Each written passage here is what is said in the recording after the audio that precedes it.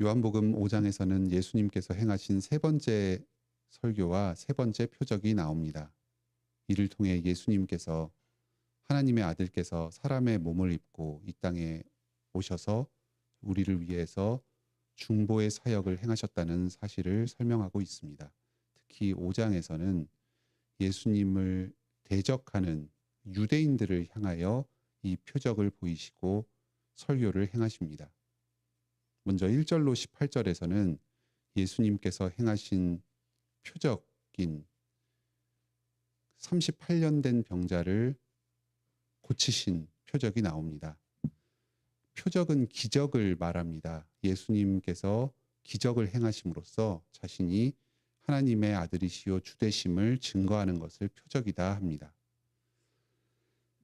베데스다 연못 주변에서 38년 동안 머무르면서 치유받기를 원하던 한 병자가 있었습니다. 걷지 못하던 사람이었습니다. 베데스다 연못에는 전설이 전해 내려오고 있었습니다. 천사가 내려와서 연못 물이 흔들리면 가장 먼저 들어간 사람이 어떤 병이든지 낫는다는 전설이었습니다. 실제로 이런 일이 벌어졌는지는 불분명합니다. 여기에서 이렇게 기록된 것은 당시의 사람들이 그렇게 믿었다는 것입니다. 그런데 이 병자는 걷지 못하였기 때문에 누군가 도와주는 사람이 없으면 도저히 그 연못 물에 들어갈 수 없었습니다. 헛된 미신을 믿으면서 여기에 희망을 걸고서 결코 이루어질 수 없는 치유를 바라면서 절망 가운데서 38년 동안이나 머무르고 있었습니다. 그런데 그때 그의 앞에 예수님께서 나타나십니다. 그리고 말씀하십니다. 일어나 네 자리를 들고 걸어가라. 그러자 이 병자가 나음을 받고 자리에서 걷어서 들고 걸어갔습니다. 예수님께서는 이 병자의 고통을 미리 다 알고 계셨습니다. 그리고 말씀으로 이 질병을 고치십니다. 예수님의 이 표적은 예수님께서 전지전능하신 분이라는 것, 그리고 말씀으로 능력을 행하시며 생명을 베풀어 주신다는 사실을 보여줍니다. 예수님이 하나님의 아들 되심을 보여주는 표적이었습니다. 그런데 이 사건을 두고 시비를 거는 사람들이 있었습니다. 당시 유대인들 중에서 어떤 사람들이 이 병자가 안식일 규례를 어겼다고 합니다. 안식일에 이 자리를 들고 걸어가는 것이 일을 하는 것이라는 것입니다. 또 예수님이 안식일에 병자를 고치신 것도 일을 한 것이기 때문에 안식일 규례를 어겼다 합니다. 이 유대인들은 겉으로는 멀쩡해 보일지 모르지만 사실은 병든 자들입니다. 38년 된 아주 소문이 다 알고 있는, 주변에서 다 알고 있는 병자가 고침을 받았으면 기뻐해야 하는 게 정상적인 사람입니다. 그런데 이 경우에 안식일 규례를 적용해서 잘잘못을 따지고 있습니다. 이들은 규례는 열심히 지키지만 그 마음 가운데 안식의 정신에 대한 깨달음은 전혀 없습니다. 안식일은 주님 안에서 참된 안식과 회복을 누리는 날입니다. 그걸 잘 누리기 위해서 일하지 않으면서 온전히 쉬고자 애쓰는 것입니다.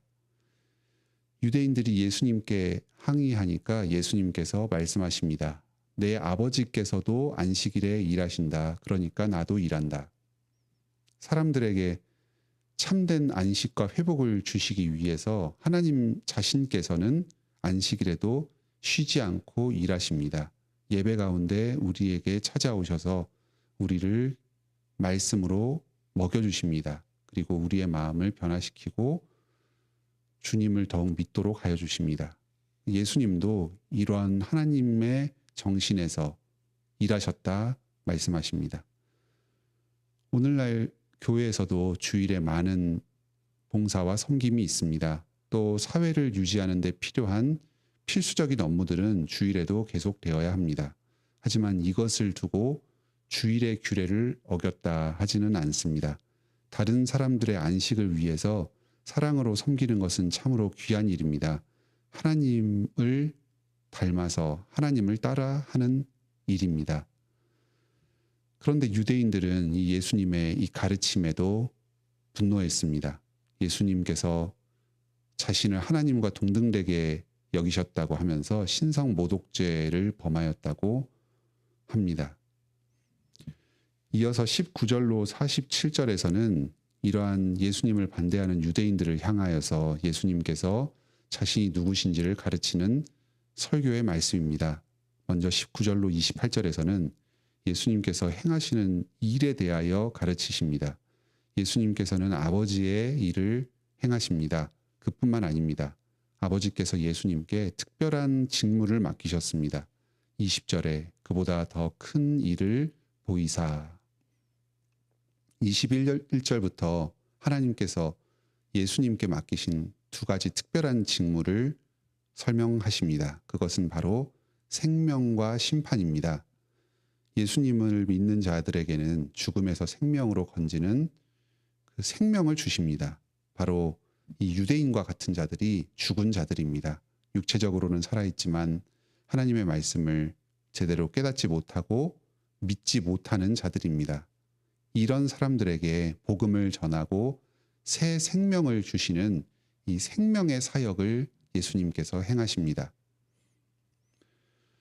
또한 심판을 행하십니다. 예수님을 끝까지 믿지 않고 하나님을 받아들이지 않는 사람들은 심판을 당할 것입니다.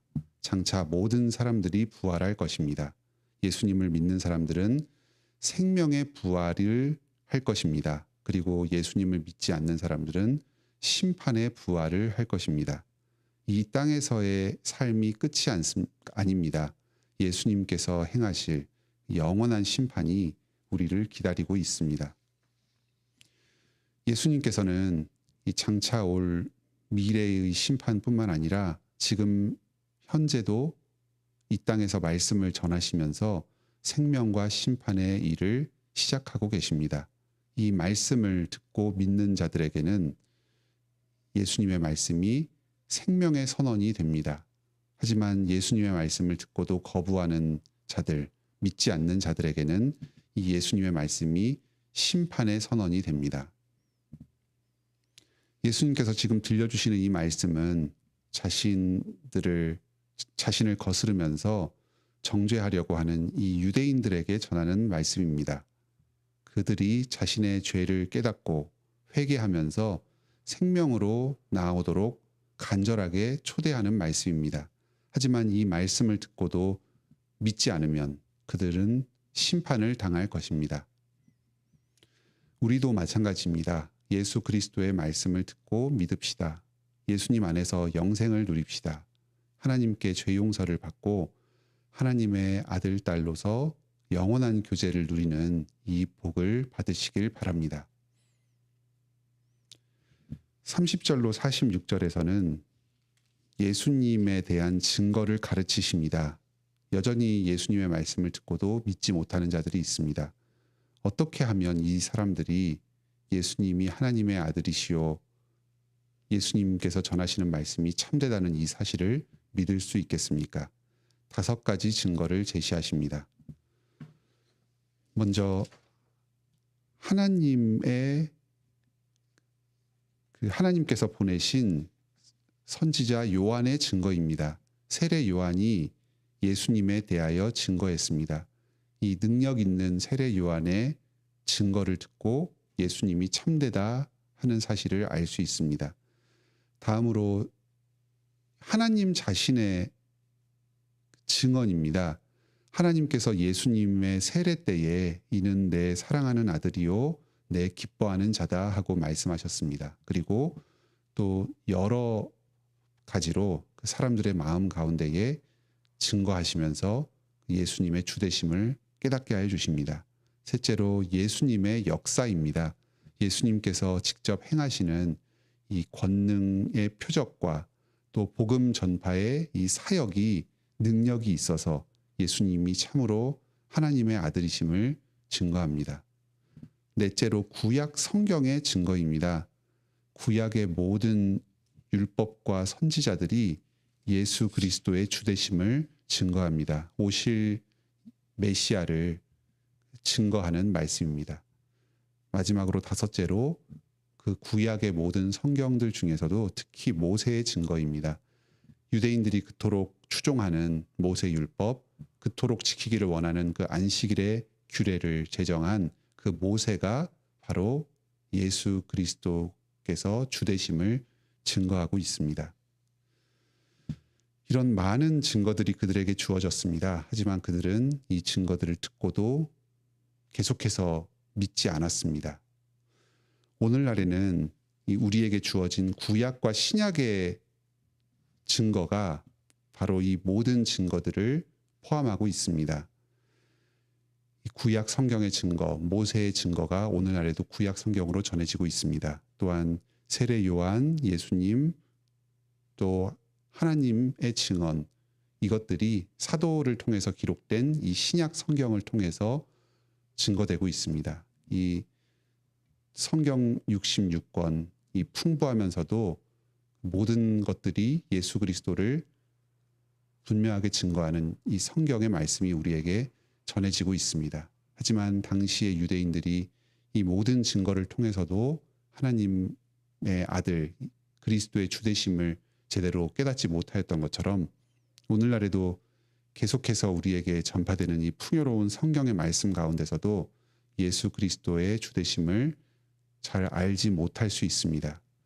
우리 성도님들께 하나님의 말씀이 풍성하게 증거되길 원합니다. 그리고 그 말씀이 증거될 때에 마음 가운데 성령님께서 역사하셔서 예수 그리스도의 주되심을 더욱더 깨달아 가시길 원합니다. 우리 교회에서 아직까지 믿음이 연약한 성도들, 또 새가족들, 이 복음이 전파될 때에 그리스도의 주되심을 더욱 깨닫게 하여 주시기를 구합시다. 그리고 우리 주변에 있는 많은 가족들 또 불신자들에게도 이 성경이 증거될 때에 성령님께서 역사하셔서 예수 그리스도의 주되심을 깨닫게 하여 주시기를 구합시다.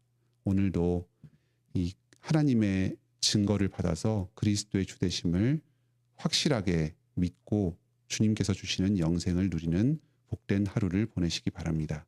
함께 기도합시다. 하늘에 계신 우리 아버지, 오늘도 말씀을 통해서 예수 그리스도의 주되심을 깨닫게 하여 주시니 감사드립니다. 예수님께서 행하신 모든 사역들과 가르치심을 통해서 자신이 하나님의 아들로 우리의 중보자로 이 땅에 오셨음을 풍성하게 가르쳐 주십니다. 그 밖에 여러 성경의 증언들을 통하여서 예수 그리스도의 주되심을 우리에게 깨닫게 하여 주시니 감사드립니다. 당시의 유대인들은 이 명백한 사실을 눈으로 목격하면서도 또 많은 지식과 정보들을 얻으면서도 이 사실을 알지 못하였습니다. 심판 가운데로 스스로 자처하였습니다. 오늘날 저희들에게 계속해서 믿음을 허락하여 주시옵소서. 예수 그리스도의 증거가 전파될 때에 그 사실을 굳게 믿고 주님 안에 있는 영생을 누리게 하여 주시옵소서. 또 우리 관악교회에서 계속해서 복음이 증거되게 하여 주시고 이 복음 전파를 통해서 이 지역에 있는 많은 불신자들 또 우리 주변에 있는 여러 가족들이 예수 그리스도를 믿고 영생을 누리게 하여 주시옵소서. 임박한 심판에서 피하게 하여 주시옵소서. 이러한 복음 전파의 귀한 사명에 저희 부족한 자들을 사용하여 주시니 감사드립니다. 오늘도 저희가 이 교회의 회원으로 속하여서 주님의 몸된 지체가 되어서 이 땅 가운데서 주님의 아름다운 덕을 선포하는 역할을 신실하게 감당하게 하여 주시옵소서. 저희의 입술과 삶을 통해서 예수 그리스도의 복음이 널리 전파되게 하여 주시옵소서. 저희가 당하는 여러 고난 가운데서도 그리스도께서 늘 함께 하시고 지켜주시어서 이 고난 가운데 믿음의 삶을 살아갈 때에 저희에게 영생을 허락하여 주시고 천국을 상속시켜 주시는 것을 직접 누리며 기뻐하고 즐거워하게 하여 주시옵소서. 오늘 저희가 여러 당하는 현실적인 어려움들, 개인적인 문제들 주님께 구할 때에 주님께서 저희의 기도를 들으시고 응답하여 주시옵소서. 이 사상에 무엇이 의지하지 않고 오직 하나님만을 의지할 때에 하나님이 천지를 창조하시고 온 세상 만물을 다스리시는 유일하신 구주라는 사실을 저희의 기도의 응답을 통해서 분명하게 증거하여 주시옵소서. 교회를 계속해서 보존하여 주시니 감사드립니다. 목사님과 장로님과 집사님들에게 믿음을 더하여 주시고 좀 성도들을 향한 사랑의 마음을 풍성하게 부어주셔서 좀 겸손하게 섬기며 성도들을 예수 그리스도께로 이끌어 나가게 하여 주시옵소서. 오늘도 저희의 모든 삶을 통해서 삼위일체 하나님께서 영광받아 주시옵소서. 예수님의 이름으로 기도드립니다. 아멘. 은혜로운 기도 시간 되시길 바랍니다.